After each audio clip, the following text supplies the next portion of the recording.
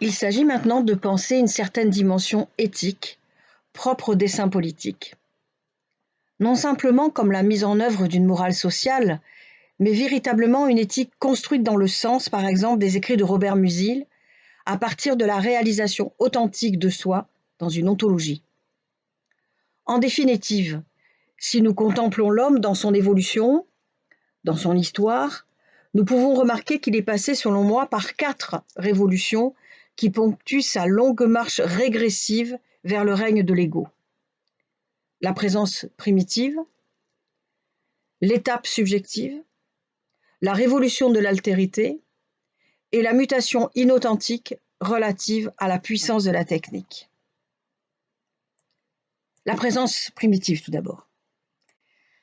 Elle incarne ce moment de l'enfance de l'humanité où l'homme ne parlait de lui-même qu'à la 3e personne pour affirmer l'immédiateté de sa conscience. Il a mal, il a faim, il a soif. Historiquement, ce moment correspond avec celui de l'émergence de l'homme dans le monde, un monde fascinant, impressionnant, inconnu et parfois hostile. Un univers dans lequel il a bien du mal à se situer et, qu'il tente malgré tout de comprendre. La connaissance qu'il acquiert progressivement lui donne l'impression de se familiariser avec lui. Puis, 2e étape, nous remarquons l'apparition d'un jeu, et c'est l'étape subjective. L'homme parvient à débattre en son nom propre, comme citoyen de la démocratie à Athènes, s'exprime en qualité d'acteur dans le théâtre à Épidore, ou dans l'exercice de la médecine à Corinthe, ou encore se révèle en tant qu'athlète au stade à Olympie. Il œuvrait alors dans sa propre destinée en fonction des grandes vertus. On les retrouve d'ailleurs chez Platon, le beau, le vrai, le juste, la tempérance et le bien. L'être avait grandi à lui-même et avait ainsi transcendé sa condition première de simple présence au monde. Toutefois, les valeurs allaient bientôt décliner au profit de luttes servant des intérêts personnels, engendrant ensuite une dégradation de la citoyenneté et de la corruption de la démocratie. Par suite, avec la religion révélée, l'individu poursuivit sur la voie en s'appliquant à vivre en se détournant des péchés, conformément à la morale religieuse et en qualité de créature de Dieu. Néanmoins, les clivages entre riches et pauvres, les nobles, les bourgeois et le peuple, souvent inculte, misérable, portaient les germes de la Révolution, réclamant davantage de répartition des richesses, réclamant davantage de justice et de droit. Puis, 3e étape, vint ensuite le temps de la Révolution française, qui symbolise cette étape particulière où l'être humain parvient à dire « tu »,« toi », mon semblable, mon égal. Il conçut alors face à lui une altérité légitime, à qui il reconnut ses droits et dont il se crut responsable. L'idée d'homme s'enrichit de la conviction de sa grandeur, de sa dignité. La révolution de l'altérité venait d'avoir lieu dans le sang. Néanmoins, elle portait le projet d'un humanisme repensé à partir des droits de l'homme, leur extension et leur tendance progressive à atteindre une dimension universelle. Cependant, et nous basculons vers le moment de l'inauthentique, cependant, avec l'apparition et le développement de l'industrie et de la technique, les relations humaines se sont déshumanisées progressivement. Les hommes crurent avoir réalisé la prophétie cartésienne et s'être rendus maîtres et possesseurs de la nature.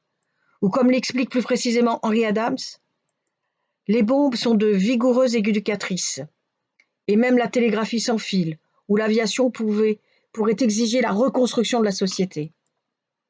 L'Américain nouveau, l'enfant de l'incalculable, de la puissance électrique et de l'énergie radioactive, devait être une sorte de Dieu comparé à toutes les créatures antérieures de la nature. Comme le précise Heidegger dans sa conférence intitulée « La question de la technique », l'essence de la technique n'est rien de technique. Ce qui signifie que la technique doit être appréhendée comme événement métaphysique et non pas simplement comme un ensemble d'applications modernes améliorant l'efficacité et l'investigation scientifique. Heidegger considère que la technique transforme le rapport à l'état, parce que par le prisme du calcul, de l'estimation, elle tente à renforcer l'efficacité opératoire. La technique ne désigne donc pas la marque historique du progrès et des moyens mis en œuvre pour conquérir le savoir. Elle ne se réduit pas non plus à un ensemble d'instruments qui facilitent la précision. Mais par une sorte de renversement, cette technique qui devait permettre d'accéder à la vérité au cours de la démarche d'investigation scientifique n'a cherché qu'à déployer son industrie et à consolider l'efficacité opératoire. La quête de la vérité fut éclipsée au profit de la calculabilité, conséquemment aux nécessités d'une existence structurée par la rentabilité. Selon Heidegger, cette nouvelle orientation caractérise le destin postmoderne de l'homme occidental et renforce l'idée que ce dernier reste malgré toutes les avancées techniques et les progrès historiques et sociaux, un être désorienté. Certes, les sciences expérimentales technicisées lui ont donné l'impression qu'il allait se rendre maître et possesseur de la nature, nous l'avons dit, mais la réalité à laquelle il est confronté lui résiste, ce qui témoigne de cette difficulté de se l'approprier.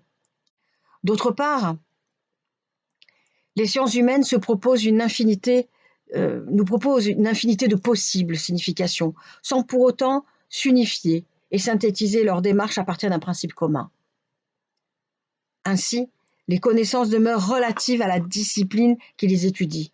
Sans fond partagé, elles ne permettent pas d'attribuer un sens commun à la recherche, ni même de rendre compte unanimement d'une adéquation entre la chose et son concept. Ainsi, un abîme se creuse entre l'exigence de vérité et celle de la signification. Comme le disait Husserl, dans la détresse de nos vies, la science n'a rien à nous dire. Dès lors, l'homme a pu transférer un certain nombre de ses pouvoirs à des machines. Néanmoins, par une sorte de mouvement de rétroaction, ces dernières l'ont également transformé en modifiant sa manière d'être aux choses. L'homme est devenu tributaire des machines et s'est vu quelque part aliéné. Il a aliéné une part de sa liberté. Spengler l'expose ainsi dans son ouvrage « L'homme et la technique ». Il nous dit « Toutes les choses vivantes agonisent dans l'étau de l'organisation. Un mode artificiel pénètre le monde naturel et l'empoisonne. La civilisation elle-même devenue une machine faisant ou essayant de tout faire mécaniquement. Nous ne pouvons plus penser qu'au terme des chevaux-vapeurs.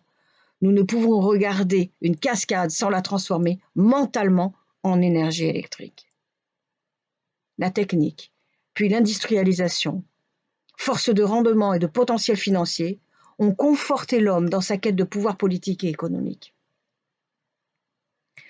À cela s'est ajouté un esprit de consommation à outrance qui a considérablement modifié le rapport aux êtres, aux choses et au temps.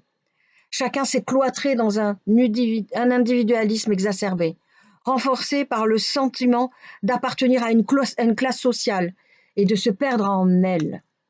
Il s'avère qu'à ce niveau, nous assistons à la révolution du « on ». Elle se manifeste par l'inadéquation de la différentielle entre le sujet et l'objet.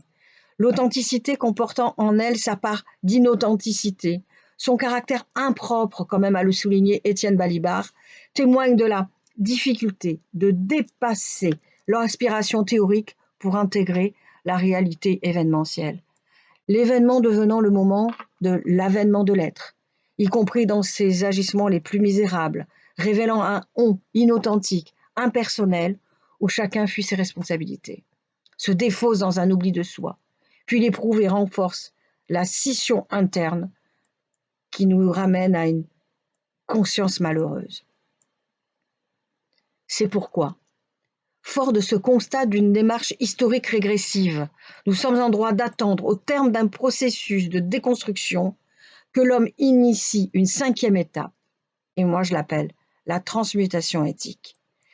Cette observation nous semble témoigner de l'urgence de procéder à une déconstruction des mécanismes, égocentrisme, intérêt personnel, profit, mépris de la nature, et des rouages qui renforcent l'égoïsme afin de procéder à la révolution du nous. La transmutation éthique se révèle impérative, car dans sa singularité active, l'homme ne peut se dissimuler, selon Bakhtin, derrière la métaphore du non-alibi de l'être. L'individu a donc le devoir d'agir et il ne peut se soustraire à ce qu'il est. Et comme le précise également Badiou, au lieu de le lier à des catégories abstraites, l'homme, le droit, l'autre, on leur apportera des situations. Au lieu d'en faire une dimension de la piété pour des victimes, on en fera la maxime durable de processus singuliers. Au lieu que n'y soit un jeu que la bonne conscience conservatrice, il aura du destin des vérités.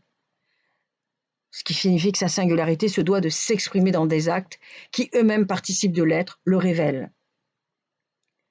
Ce qui peut être accompli par moi ne peut l'être par personne d'autre. Jamais.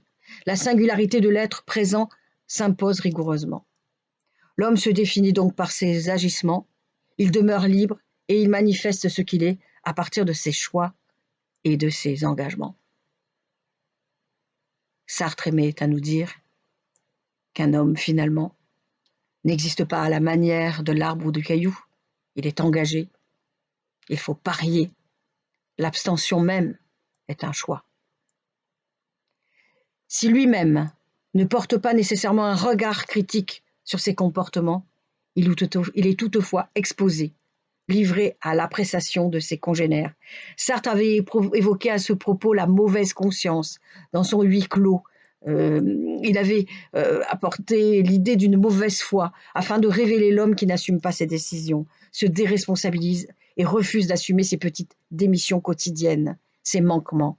Il souhaitait surtout mettre l'accent sur l'angoisse que l'homme peut éprouver en découvrant qu'il ne peut être arrêté par rien. La liberté, lorsqu'elle se dévoile à elle-même, s'angoisse parce que l'homme peut être à lui-même son plus grand danger.